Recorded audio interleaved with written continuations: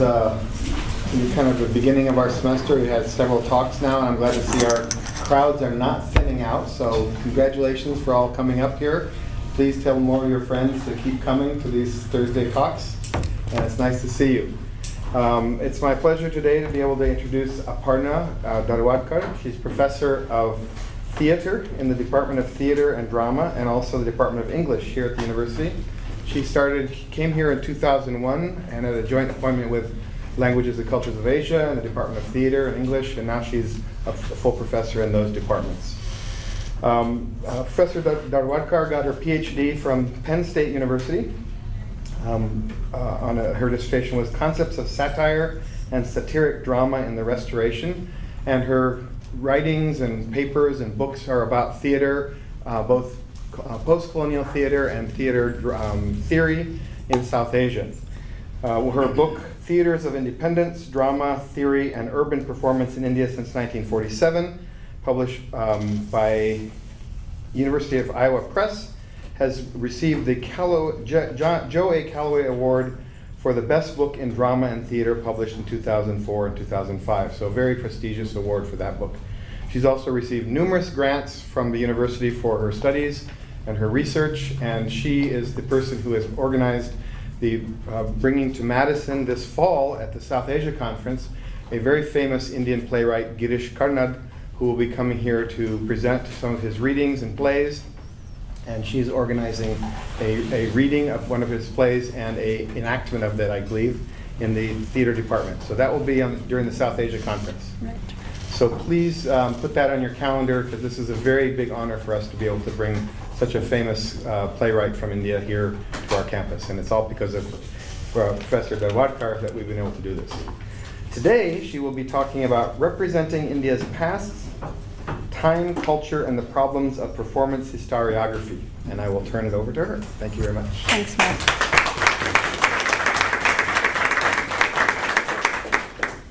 I just want to say a little bit about where the essay from which this talk is excerpted is going to be placed. There is a collection in the works titled Representing the Past, Essays in the Historiography of Performance, which is co-edited by Thomas Postlethwaite and Charlotte Canning, who are two sort of leading contemporary theatre historians in the academy.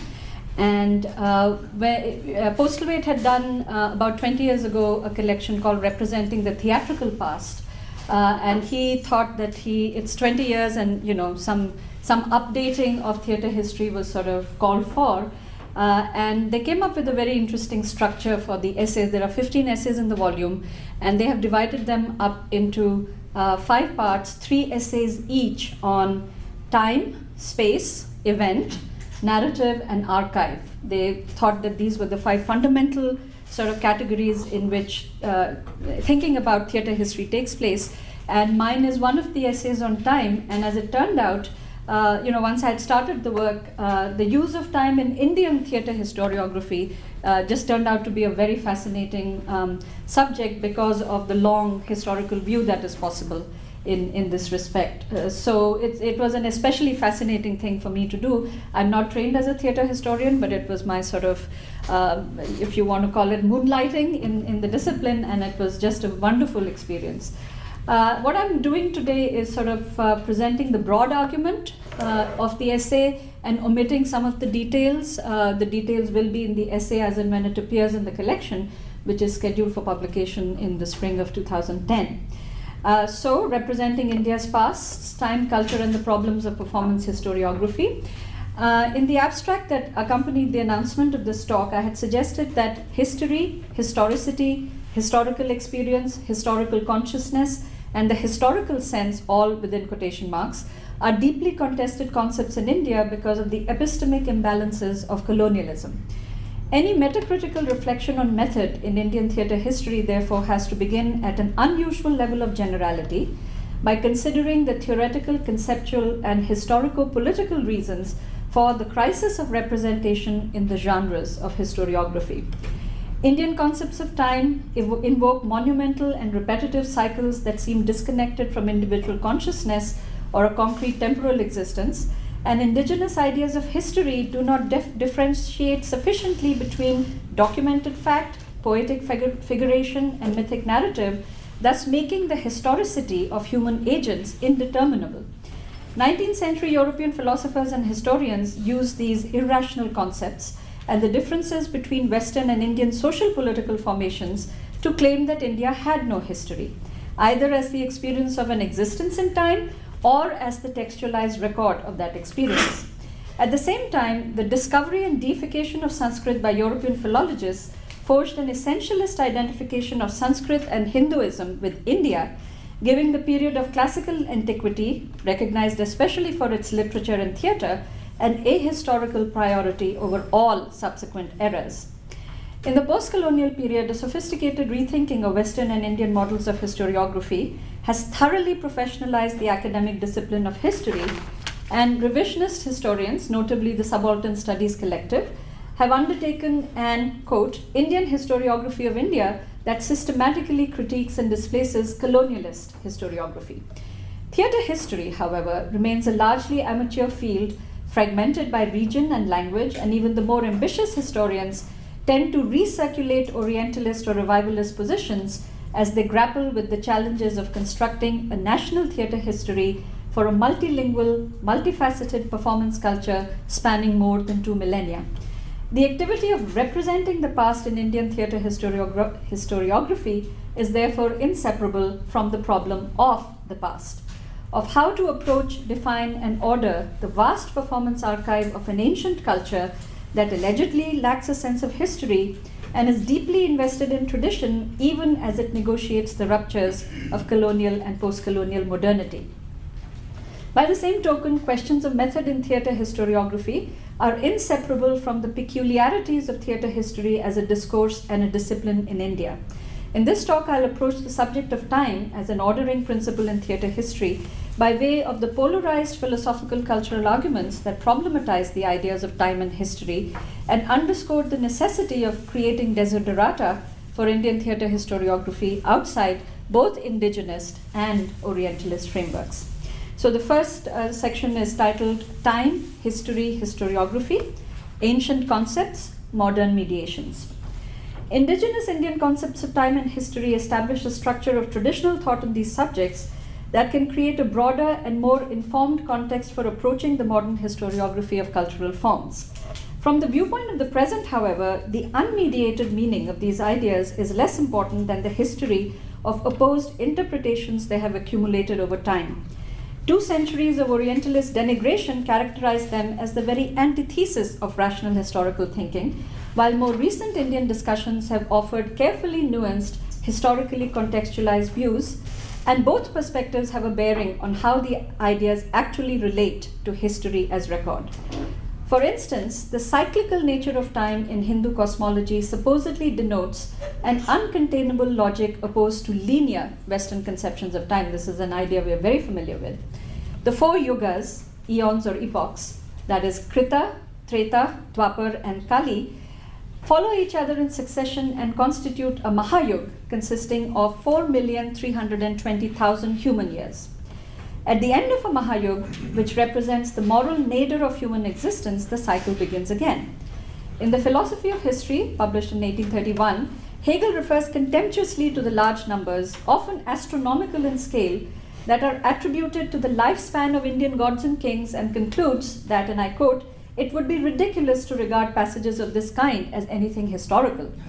Romela Thapar has recently argued, however, that the Western preoccupation with cyclicity and magnitude is traceable to an intellectual fashion among historians of religion, which involves some fundamental assumptions about time in early India, and I quote from Thapar, "There is an eternal cyclic repetition of time, so huge in concept that human activities become minuscule and insignificant in comparison. Cyclic time is continuous without a beginning or an end. The cycle returns with unchanging regularity and an unchanging form. This amounts to a refusal of history, for no event can be particular or unique, and all events are liable to be repeated in the next cycle. Such a sense of time, based on what has been called an orgy of figures, can only support the philosophic notion of the world being illusory," and the Sanskrit term is Maya. Thapar notes that in Indian thought, cyclic time does not actually preclude other categories of time, some more apposite to historical chronology and taking on the functions of linear time, and that cosmological time gradually gives way to a more realistic kind of time reckoning, including the use of eras and dating by regnal years, which are both linear concepts. But the practice of ascribing cyclic time, and here I'm quoting her again, the practice of ascribing cyclic time alone to non-monotheistic religions and ignoring the evidence for other categories of time in the history of their societies persisted because of the more subtle argument that such societies live in another time, and this was a device to define the otherness of those societies, end of quote.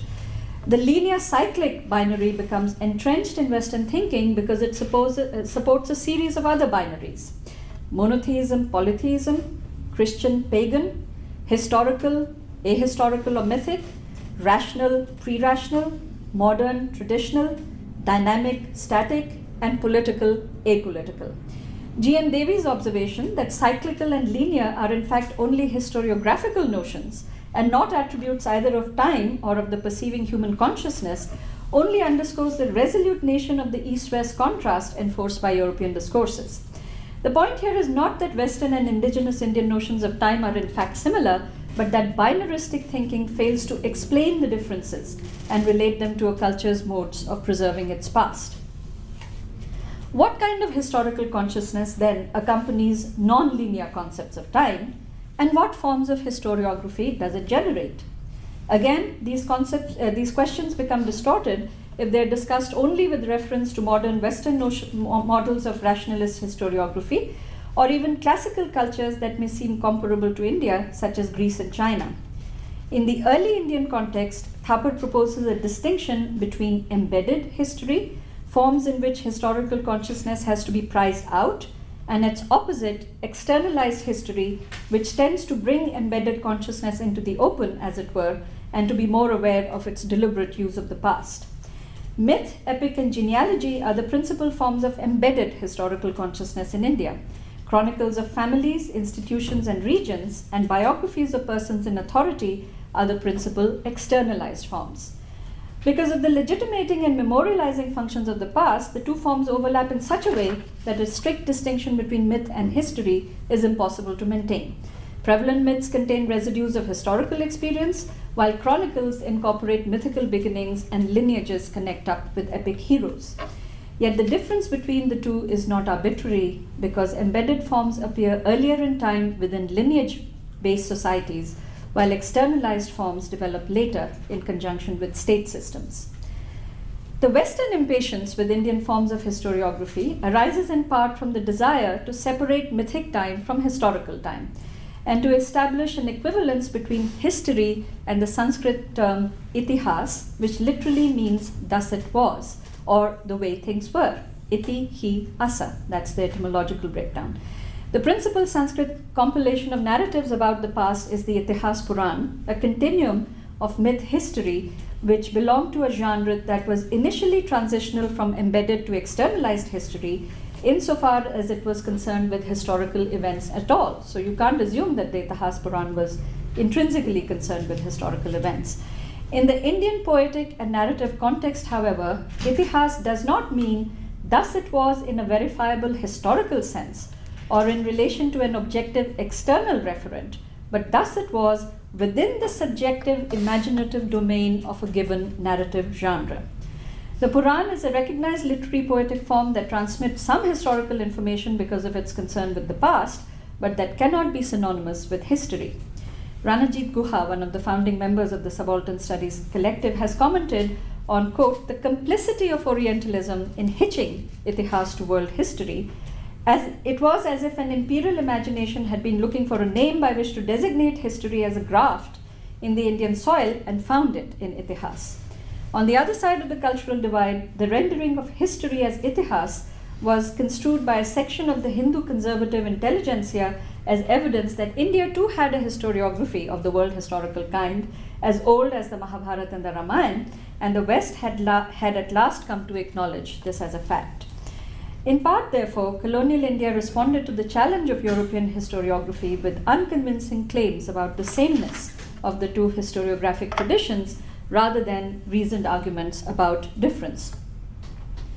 Guha's critique of ideological attempts to cast Hindu mythology as history during the colonial period reinforces the point that Western conceptions of history as the known and knowable past and historiography as its temporally ordered textual embodiment do not have credible parallels in pre-colonial India. Mythic time cannot be separated neatly from historical time, and itihas cannot become synonymous with history. The modes of historical consciousness that do relate to cultural forms in traditional India privilege synchrony over diachrony and the literary over the performative, even within the genres of performance.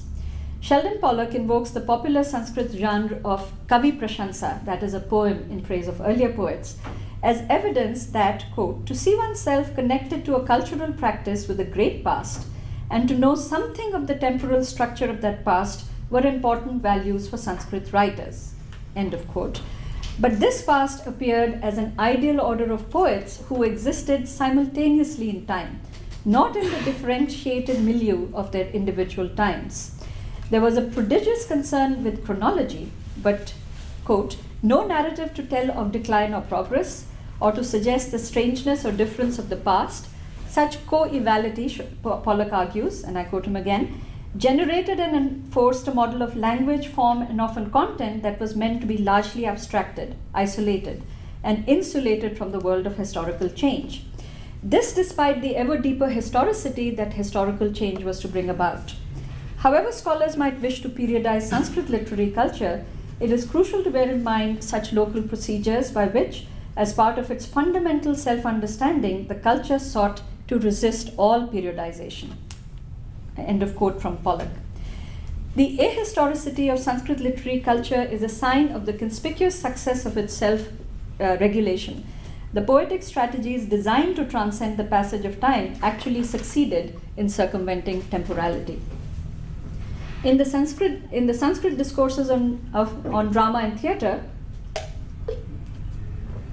the assimilation of performativity to literariness is no less thorough, and the absence of the historical specifics of performance is even starker. It's a real surprise to see how performance itself is sort of, there is no sense of diachrony in that. It is not the culture of performance that is in question. Throughout the active period of Sanskrit drama from the 3rd to the 12th centuries, playwrights complemented their precursors, invoked earlier plays within the action of their own work, manipulated the audience's familiarity with the dramatic canon, and occasionally created a meta-theatrical play within the play structure to highlight the nature of drama as a convention-bound performance art. But there is no work of theatre history in Sanskrit that places authors and performances in time or retrieves the historical specificity of an actual theatre event in relation to its vital constituents, that is, author, work, date, performance space, performer, and audience.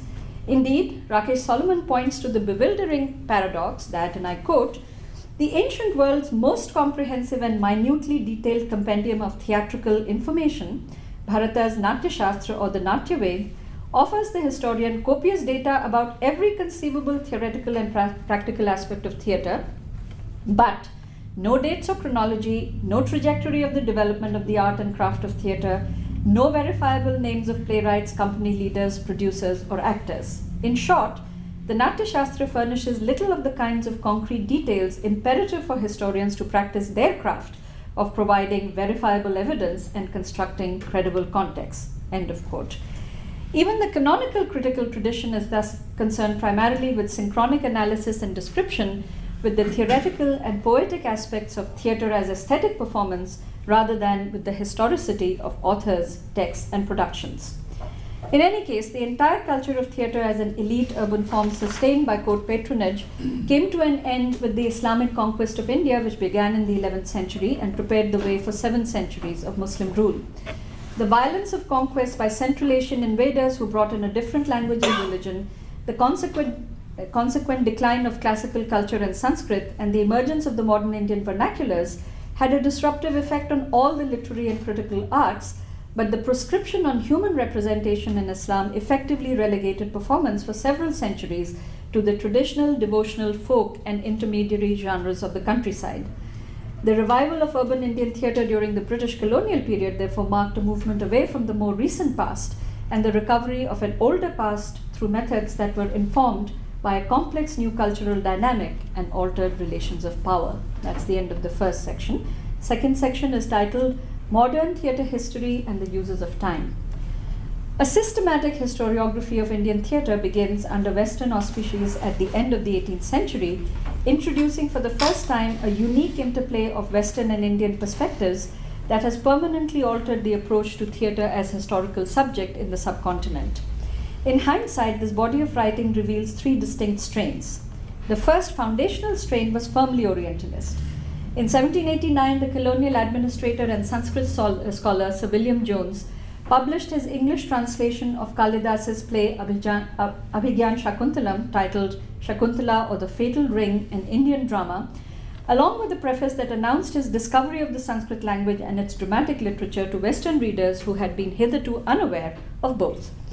Jones's imagination was seized by the immemorially ancient existence of drama in India, the mythic story of its invention by the sage Bharata, and the revelation that the Sanskrit genre of the Natak was very close to Western play. Kalidas then appeared to Jones as the Shakespeare of India, and his play as a most pleasing and authentic picture of old Hindu manners and one of the greatest curiosities that the literature of Asia has yet brought to light. In the next generation, Jones's fascination with Sanskrit drama was not only sustained but carried much further by another scholar-administrator, H.H. Wilson, whose 2-volume Select Specimens of the Theatre of the Hindus, published in 1827, contained a celebrated treatise on the dramatic system of the Hindus, as well as translations of 6 major Sanskrit plays and excerpts from 23 others. Over the 1890 to 1924 period, the history of Sanskrit theatre attracted academically trained Sanskritists and Indologists such as Sylvain Levy, Ernest Philip Horwitz, Sten Konau, and A.B. Keith. The distinguishing trait of this Anglo-European philological tradition was that it dealt exclusively with Sanskrit theatre and sought to establish it as the true Indian theatre. Since the mid-20th century, however, despite substantial work by Sanskritists such as Barbara Stoller Miller and H.W. Wells, Sanskrit theatre has been displaced as the privileged subject of Western historiography. The focus in Indology has shifted to the two Sanskrit epics, the Ramayana and the Mahabharata, and sacred texts such as the Vedas and Upanishads, while in theatre studies, the triad of Farley Richmond, Darius Swan, and Philip Zerilli has produced the first comprehensive, albeit uneven, history of Indian theatre from the classical period to the present. The second major strain in modern historiography consists of theatre histories by Indian authors which began to appear in the 1930s and concerned themselves from the beginning with the classical past as well as the emergence of modern theatre in about 14 different languages. Over 8 decades, this approach has produced complex correspondences between language and subject matter. English is the most prominent medium for totalizing studies of Indian theatre, which attempt to encompass all of theatre history, from the mythic moment of origin in antiquity to post-independence times. English and Hindi, the two national linked languages, are less common but equally important media for histories of individual regional language theatres that have a much shorter chronology. Far more numerous, however, are histories of regional theatres in their respective languages, histories of Bengali theatre in Bengali, of Marathi theatre in Marathi, and so on, that have more limited geographical circulation than the nationally accessible works in English or Hindi, but exercise great influence in their respective regions. The third strain in historiography is the most recent, starting in 1970, and it shows an important move in post-war Western scholarship away from the legacies of 19th century Orientalism. Studies by Euro-American area studies specialists, performance theorists, and historians of religion have established new disciplinary perspectives in which the focus shifts from the classical to the post-classical or pre-modern period, and performance displaces drama or theatre as the operative term. Norman Hine, John Stratton Hawley, Richard Schechner, Catherine Hansen, and Philip Zerilli, among others, have scrupulously historicized in relation to time, place, audience, and effect specific genres of non-urban or quasi-urban performance that are an important part of the ritualistic, religious, or social life of particular communities. Hine and Hawley are concerned with miracle plays and pilgrimage dramas from the Mathura Vrindavan region. Schechner with the Ramlila of Ramnagar, an environmental form that is religious in content but sustained by aristocratic patronage. Hansen with Nautanki, an intermediary form of entertainment at the cusp of urban-rural flows in the North Indian Hindi belt. And Zerilli with Kathakali, a classically derived form of ritualistic dance drama in Kerala that enacts traditional narratives but has also been assimilated to experimental urban performance. This scholarship, moreover, complements the intense interest in Indian myth and tradition that has been a conspicuous part of the intercultural theatre theory and practice of leading contemporary directors such as Peter Brook, Jerzy Grotowski, and Eugenio Barba. The latest forms of Western engagement with Indian theatre thus circumvent both the classical and the modern in favor of the pre-modern. Within these complex trajectories of modern history writing, I want to draw attention to temporal concepts in three divergent models. The first consists of Orientalist histories in which Indian theatre denotes only drama and performance in the Sanskrit language, and the timeline concludes around 1000 ACE. The second model encompasses nationalist macro histories in which Indian theatre includes everything from the classical period to the present, but mainly as the cumulative sum of activity in 14 or 16 modern Indian languages. The third consists of regionalist micro-histories in which Indian theatre vanishes behind the narrative of theatre in a single language, usually from the time of its emergence in the pre-colonial or colonial period to the historian's present moment. The first model, that is the Orientalist model, is culturally extrinsic, while the other two are culturally intrinsic. But all three are dialectically related and ideologically determined. Conditioned by colonialist views of race and culture, the Orientalists locate a common Indo-European heritage as well as an essential civilizational identity for India in ancient Hinduism and Sanskrit, and privilege the classical period above all subsequent history. In a directly contrary move, post-colonial cultural nationalists used the validating event of political independence in 1947 to connect the bimillennial history of theatre with the teleology of the long-imagined and newly realized Indian nation.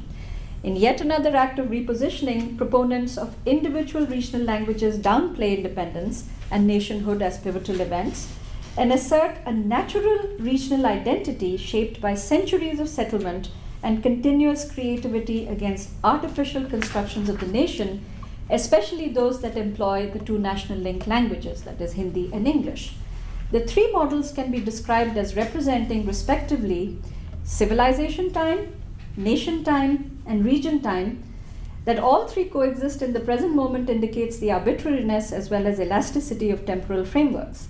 The demarcation of time in Indian theatre history depends to an unusual extent on the historian's subjective perspective, not on a consensually determined chronology of events. To take up civilization time very briefly, Jones's preface to Shakuntalam in 1789 and A.B. Keith's Sanskrit drama in its origin, development, theory, and practice, published in 1924, represent the two terminal moments of a process whereby the Anglo-European engagement with Sanskrit theatre and literature more broadly develops from the excitement of discovery to full-fledged scholarly historiography. The synonymy between Sanskrit, Hinduism, and India in this evolving tradition leads to two questions about the historian's demarcation of their subject. Why create civilization time, and why end it at a moment so far removed from the present? In other words, why did India's classical past become worthy of reverential European interest in India's rich cultural become worthy of reverential European attention at a time when India was an embattled subject nation? And why did European interest in India's rich cultural heritage end with the decline of the Sanskrit world instead of continuing into the present? The answers to these questions involve the full range of historical, philological, intercultural, racial, and aesthetic judgments that Orientalism brought to bear on Sanskrit as both a language and a literary medium. And because the broad features of the discourse are relatively familiar, especially to South Asianists, I'm going to skip over the details of Orientalist historiography here. The movement towards and beyond the event of political independence in 1947 reorients Indian theatre historiography in two crucial ways. The authorship of history shifts from Anglo-European Sanskritists to Indian practitioners, critics, cultural commentators, and after 1980, a few academic scholars, emphasis on few. And the exclusive focus on Sanskrit gives way to a diametrically opposite framework in which the operative term, Indian theatre, encompasses the entire history of theatre in India from the classical Sanskrit period to the present. Post-colonial Indian historiographers therefore concentrate on recuperating precisely those post-classical, pre-modern, and modern histories of vernacular theatre and performance that the European Orientalists had erased, and they do so by arguing aggressively that a unified and continuous civilization undergirds the imagined community of the modern Indian nation.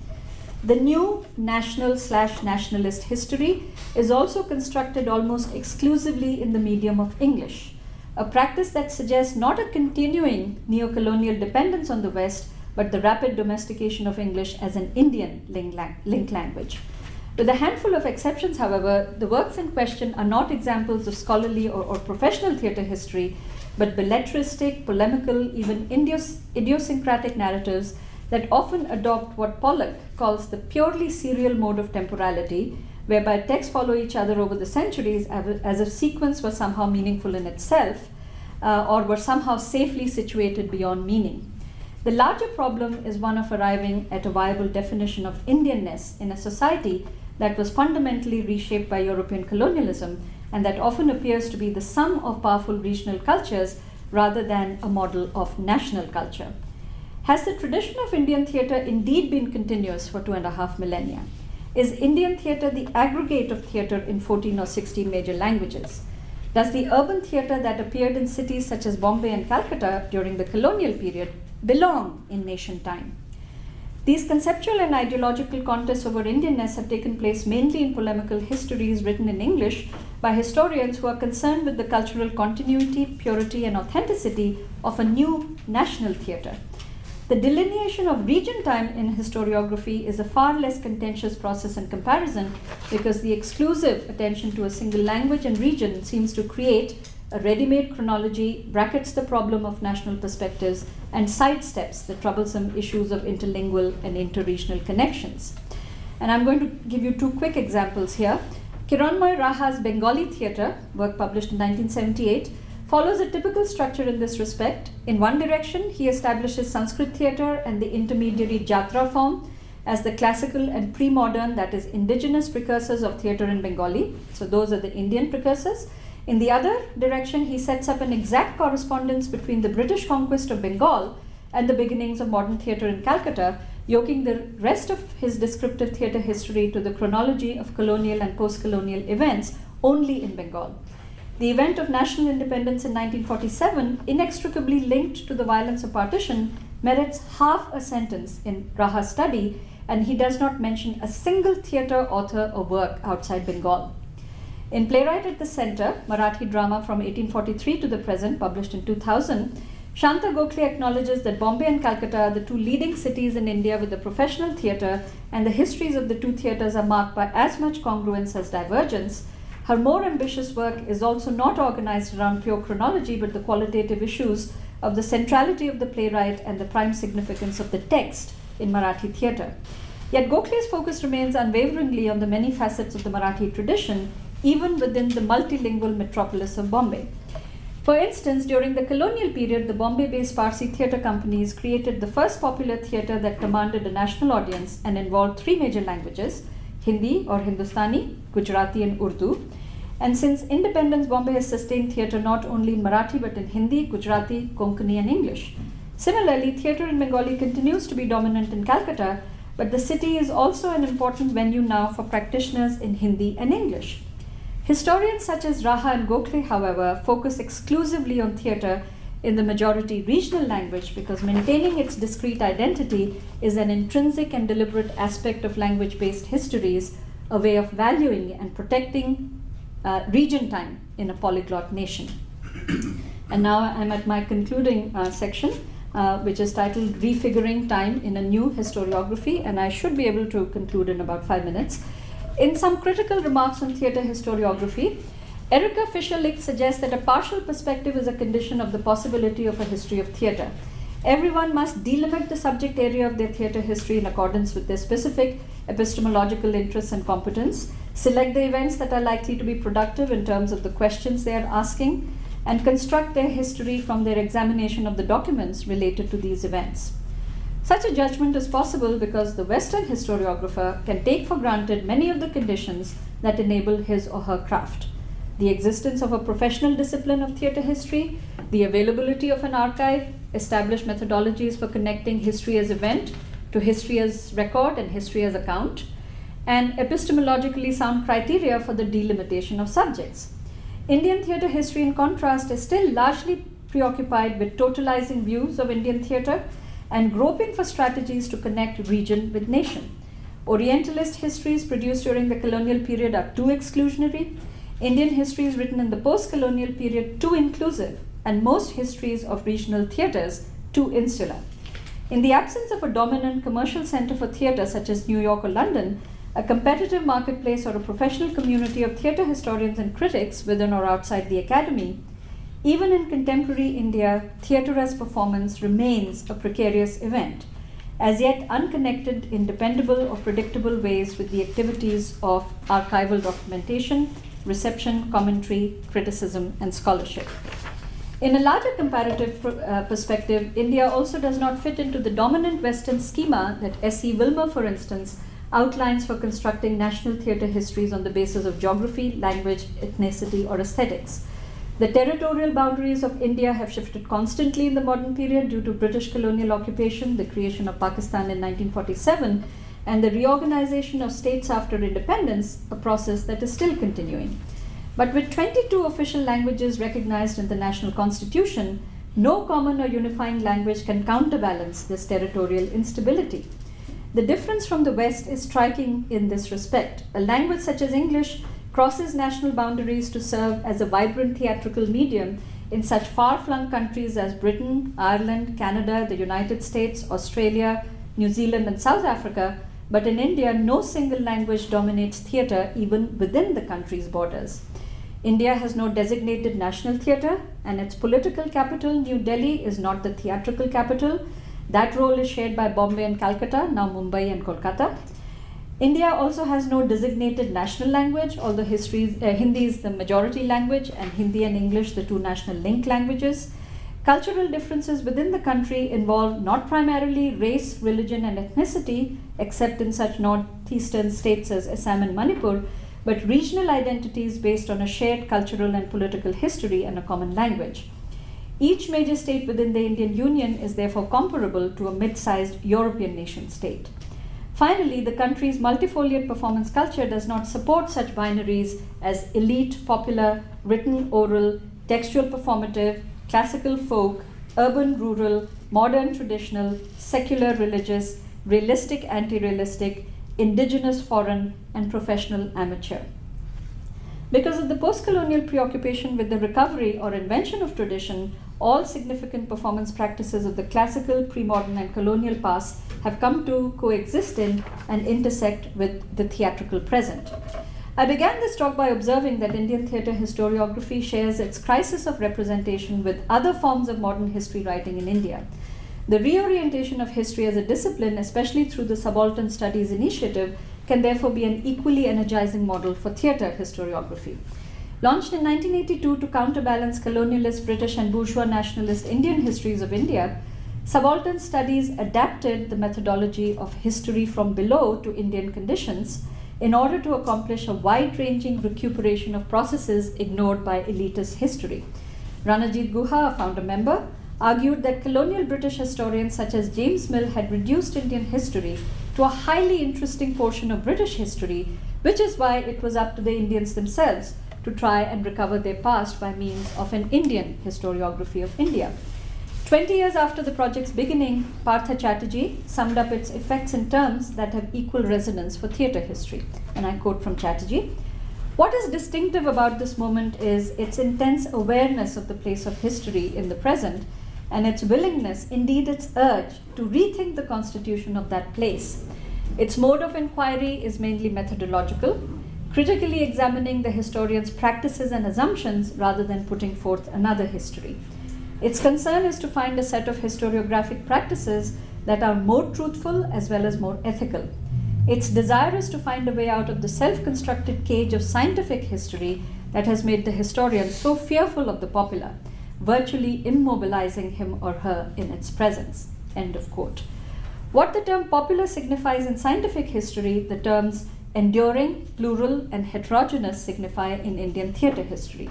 The relevance of subaltern studies to the historiography of Indian cultural forms lies not so much in the notion of the subaltern, which does not fit the bourgeois urban forms of colonial and post-colonial theatre, but in the call for a revisionist historiography that fits the peculiarities of India as historical subject, connects the local and the global, and is alert to the differences between narratives of modernity in India and the West.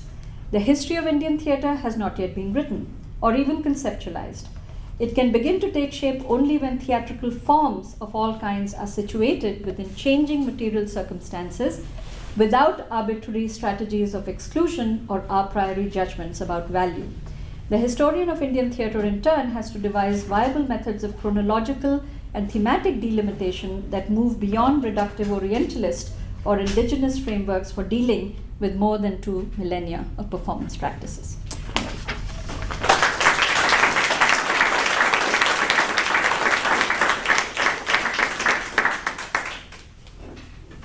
We have some time for some questions. Yes, Don? So I'm very persuaded by the divisions you make between civilization time, nation time, and region time. I think that's really a very helpful way of thinking about these divisions. I want to talk a little bit about civilization time, which is something I might know a little bit. Yes, and you know a lot more about it than I do. Yes, right. Yeah. But so what I'm curious about those that civilization time as a concept is, I think, dependent upon something that I might call something like Shastric time or scholastic time. That is to say, you remember this old essay by Pollock called Deep Orientalism, one aspect of which is this idea that the Orientalists took up some deeper Orientalist ideas from the Brahmin community themselves. Yeah. And part of that is this very ahistorical Shastric idiom, right? But the Shastric idiom, I think, and in recent work by Schulman and Igal Bronner and Larry McRae, people who are working now, there's a sense that Shastric time is a lot more dynamic, actually, than has been given credit for. And what civilization time does is it sort of plays off of that, but then makes it all fixed and static. But so one of the ways in which the civilization time is in a sense being reinterrogated now by newer, more recent Sanskritists is to talk about its dynamism, to talk about particularly something that you didn't mention here, but would be Alankara Shastra, and the way that Natya becomes co-opted into the considerations of the Alankara Shastra tradition, which is very vibrant, exactly at the period when you were talking about Natya becoming less vibrant, that is post 1000.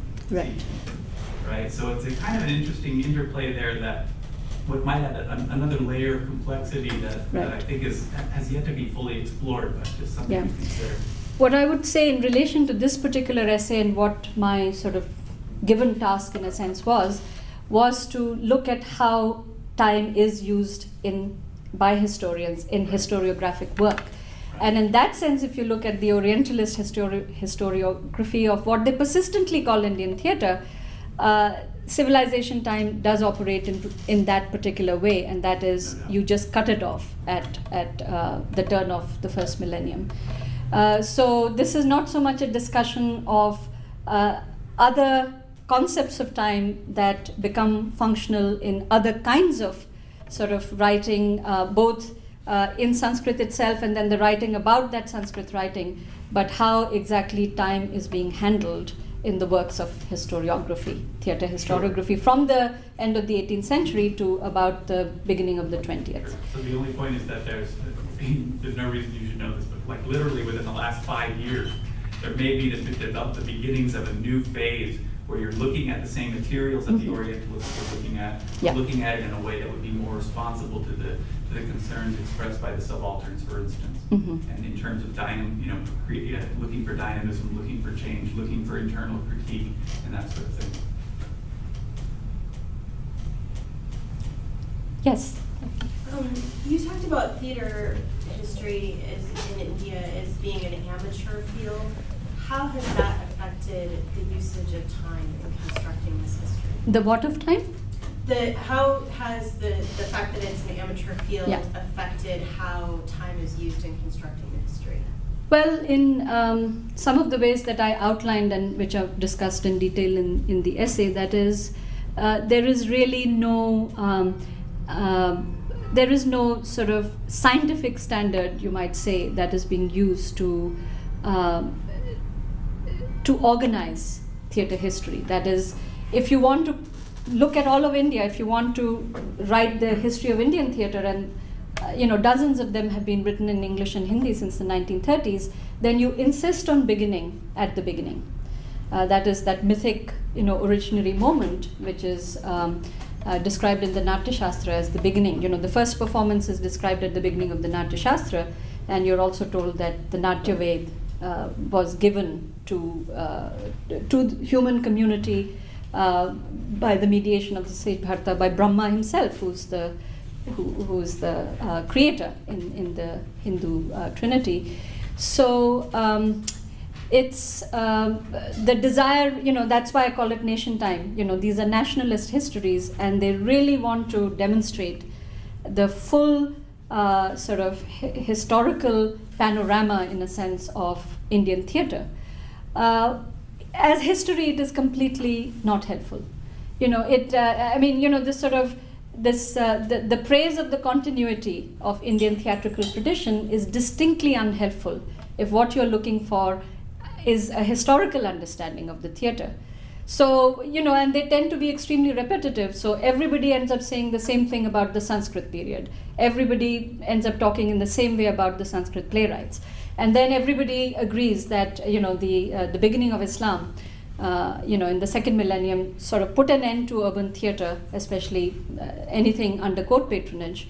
And then theatre moved out into the countryside to myth and ritual and devotional forms and in folk forms and intermediary forms. And then you have a return of theatre, urban theatre, because of colonial influence in the 19th century. And then in a lot of these histories of Indian theatre, there are these sort of frames, a little bit about Sanskrit, a little bit about the modern period as a modern period, and most of them simply then take 14 or 16 languages and simply have chapters on each language arranged alphabetically, starting with Assamese, ending with probably, I guess, one of the T's, Telugu probably. And that is supposed to be the history of Indian theatre. And especially with the so-called pre-modern genres, and this is something to which, post-war interculturalism really sort of contributed in a very big measure. It's as though all Indian theatre is a compendium of forms. So you look at the book by Philip Zerilli and Swan and Richmond, and they also have the Sanskrit and the modern period, and everything in between is just a flat ahistorical description of various performance genres. So the all-important question, what was happening? What gave birth to these genres?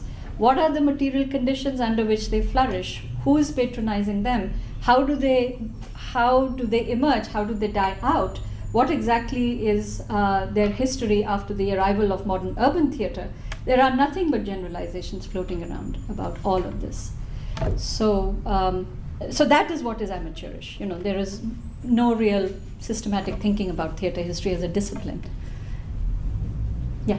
I tend to disagree with you. It seems like that with the arrival of the Muslim and the Delhi court itself probably banished culture, that not necessarily mean it has not been patronized at the regional level.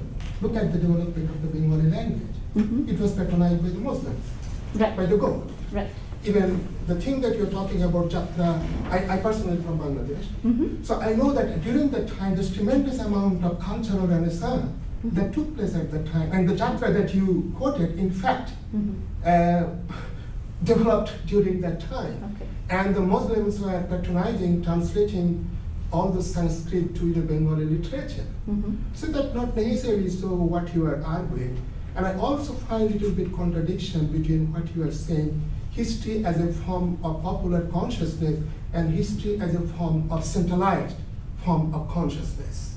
Sorry, what? Centralized form of consciousness. Centralized. Yes, Mhm. I find this a little bit contradiction as you copiously you are quoting from subaltern school, and I'm not sure that your notion of historiography, what you are saying, history is a popular consciousness, that seems like you are saying, but is popular consciousness it's necessarily modern? Is it necessarily progressive?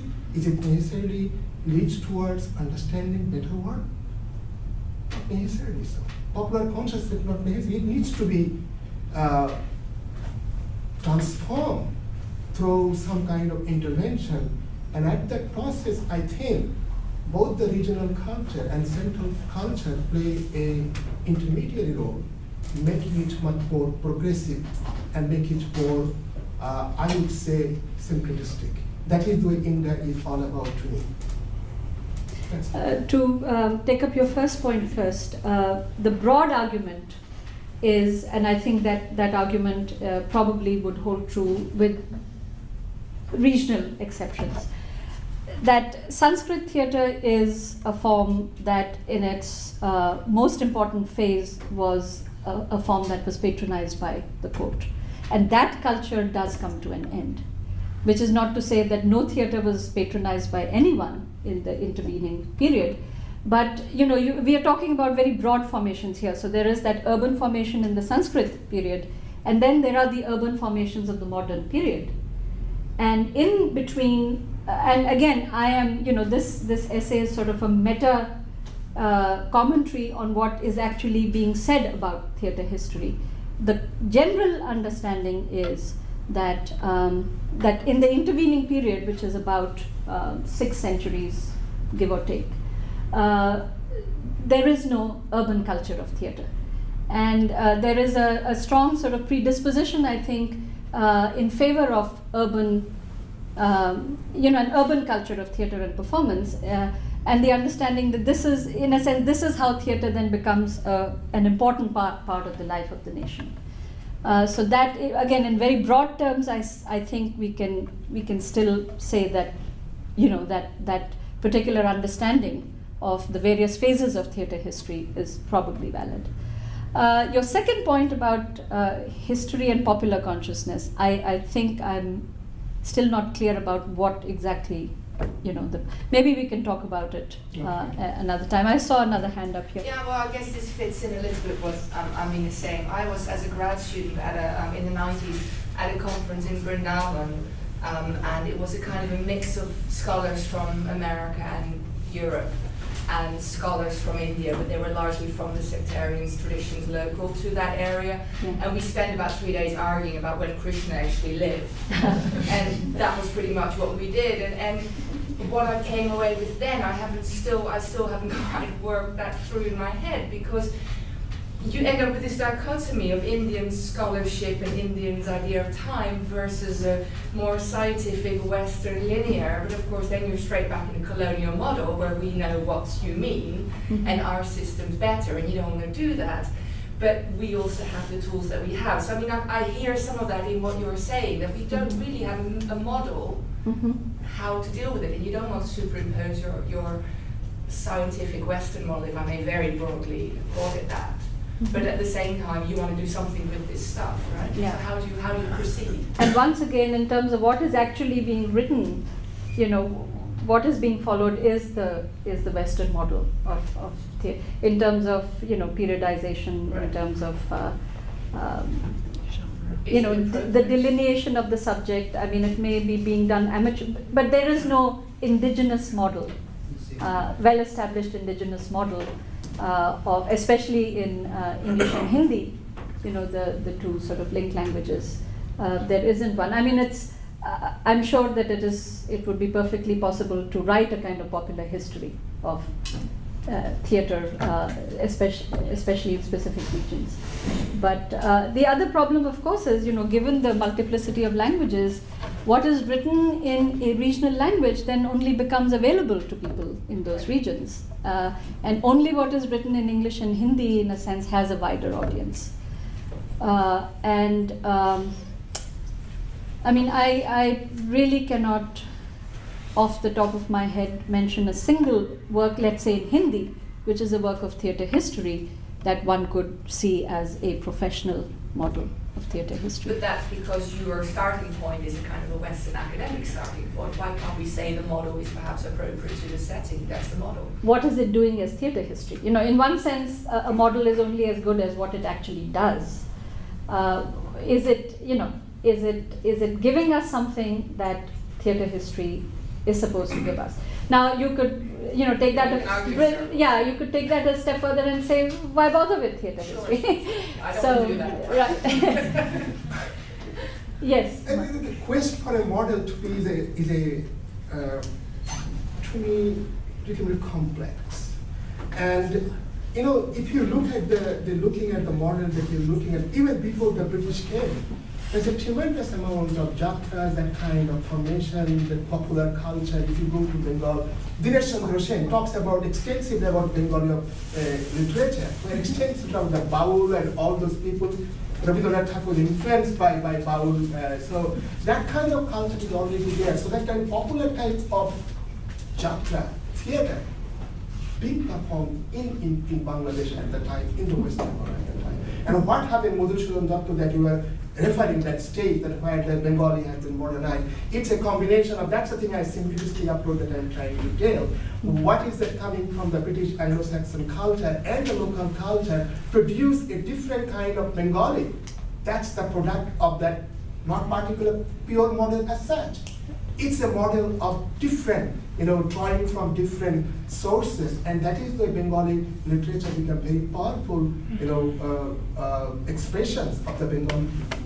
I'm going to give you a very short response because I just want to hear some of the other. There is no question about the complexity of what actually happened and is happening. The problem is, in a sense, the broad absence of works that can make sense of what is happening.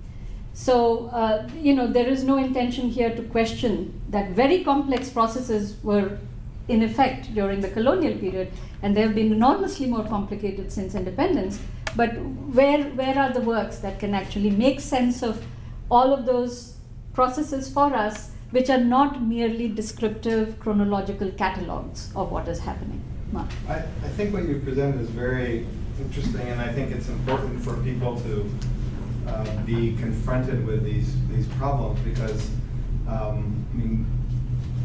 but I also think what some of the questions are bringing up is that, does India need that kind of historiography of theater when we know that under the reign of Harsha and Allahabad there was huge jatras and huge performances being done, and that has continued since then every year in every mela from that time. So there is a history, but people have that is not the issue. There is an understanding that we have history. Yes. We don't need to talk about it the way you Europeans talk about it. Okay. And that's something that I think that in India people still have not been able to address. Do we have to? And I'm dealing with this also. You may, I'm sure, are familiar with issues about the Indus civilization and the Saraswati and all this stuff. Mm-hmm. Who cares whether or not this is the Saraswati of the Mahabharata or the Vedas or the later periods, Puranas? It's Saraswati, Yeah. And these are the issues that people have still, they're still challenging, trying to make Indian history or Indian cultural concepts into a Western model, and there's no need, in my opinion, to really do that. So I think that bringing what you brought up is very important, because people need to understand that both things can happen at the same time. Right. And I'll just say to that, as a particular kind of scholar, where I am, I see it not as an either or, but a both and. I mean, we need, there are all kinds of popular histories, there are all kinds of descriptions and catalogs, but I think we also need a different kind of theatre history just in order to do justice to the subject. And, that is in a sense the tragedy of Indian theatre, that it is such a rich field and it has just been simplified in so many different ways. And when you do, the half a dozen or so professional scholars who now work on modern and contemporary Indian theatre, most of whom have published their work in the last decade, you can see the difference. Once you bring that kind of intelligence to bear on the subject, you get a completely different result. So it's absolutely necessary. I mean, with all, the popular must have its own attention, but I think we need different kinds of attention too. Quick question here. Sorry, do we need to wind up? We can continue on. One more question and then we can. Okay. Yeah, I mean, don't you think that despite the Sanskrit urban theater, there was already, folk theater, even Yes. at that time. Yes. And I think that Shudra, for example, Yes. it is a very good example of folk theater, and there has been a long tradition of folk theater all over the country. Yes. It might not be really a kind of central concept of different, but the different areas and the different cultures had been developing their own folk traditions in the theater. Either it is Nautanki, or it is Yatra, or it is Ball, or it is even going back to Shudrak and all Right. these kinds of things. In fact, Habib Tanvir, who just recently passed away, he's one of the major sort of contemporary practitioners to argue that there is always this kind of symbiotic Yeah. relationship between the folk and the urban. Yes. The folk is coming into the urban, taking something away from it, and that's exactly what he Yes. did with his own work. Are there any questions on this side? Probably. Thank you very much. Thank you.